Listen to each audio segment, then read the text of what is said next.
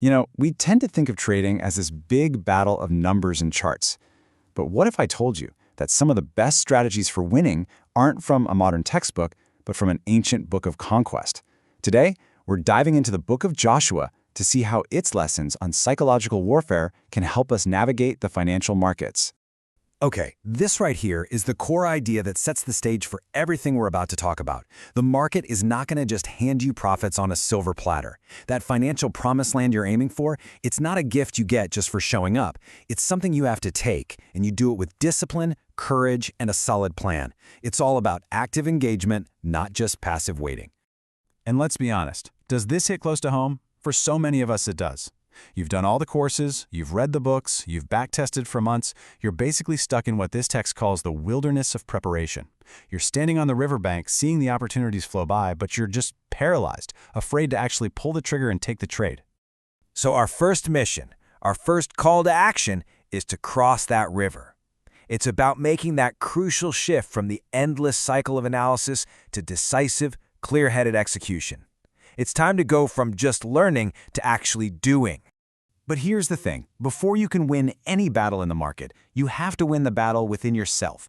The source material is crystal clear on this. The most critical conquest, the one that matters most, happens in your own mind before you ever risk a single dollar. So this famous verse gives us our first real lesson. What is courage in trading? It's not about feeling nothing after a loss. Not at all. It's about having the discipline to execute your system despite the fear that loss creates. Paralysis that's dressed up to look like prudence is, well, it's still just paralysis. The instruction here isn't to wait for the fear to vanish, it's to act in spite of it. And I love this metaphor of the Jordan River. Just imagine a perfect A-plus trade setup. All your criteria are met. Everything's lining up. That's the Jordan River. And right now, it's at flood stage. It looks big, intimidating, maybe even impossible to cross. But here's the key. The river doesn't part for the person just standing there watching it. The potential in that setup is totally locked away if you're just a spectator. And this brings us right to this huge idea, the principle of commitment.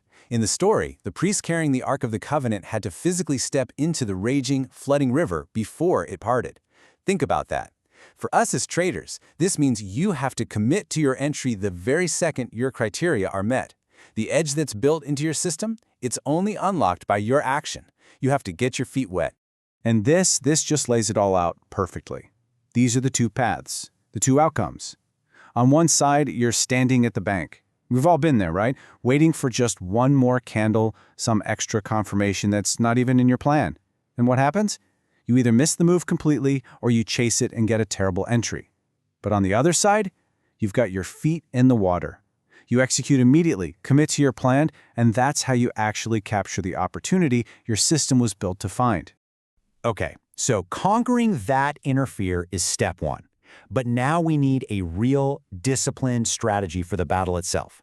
This is where your new mindset actually has to meet the hard mechanics of the market. Before Joshua even thought about crossing the Jordan, he sent spies to gather intelligence on Jericho.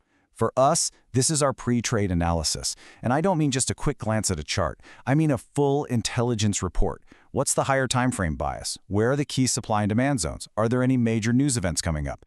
Jumping into a trade without this intel is like marching on Jericho completely blind. Now listen, because this point is absolutely crucial. Your success hinges on total, absolute fidelity to your plan. At Jericho, the strategy was, well, it was weird. March around a city and shout? But because they followed that unconventional plan perfectly, they had a massive victory. Then, at the very next battle at AI, they got crushed. Why? Because just one person, Achan, secretly broke just one rule. For a trader, that's the little impulse trade you don't log, or the stop loss you nudge just a little bit. That one hidden violation can corrupt your data and completely undermine your entire performance. Look, winning a single battle is one thing.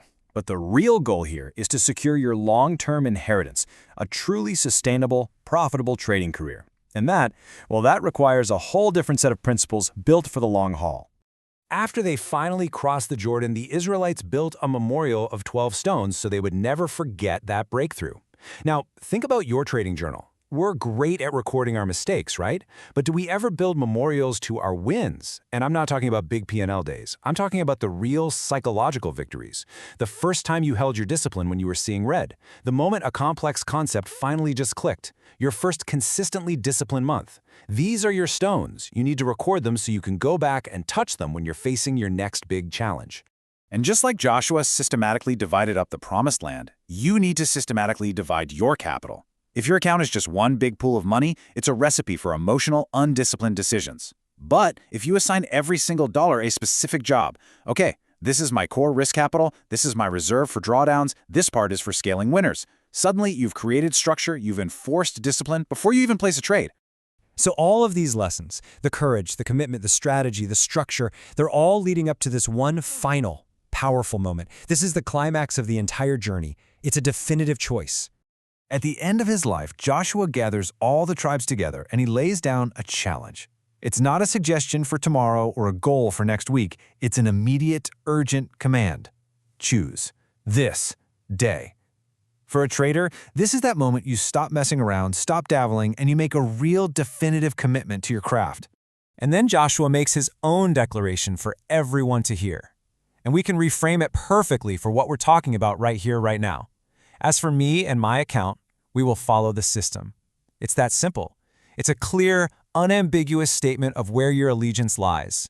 You are either all in on your process or you're not. There's no middle ground. And so that leaves us with this one final question. A question you have to answer every single day, at every single setup. You are making a choice. Are you going to serve the disciplined, tested system that you work so hard to build?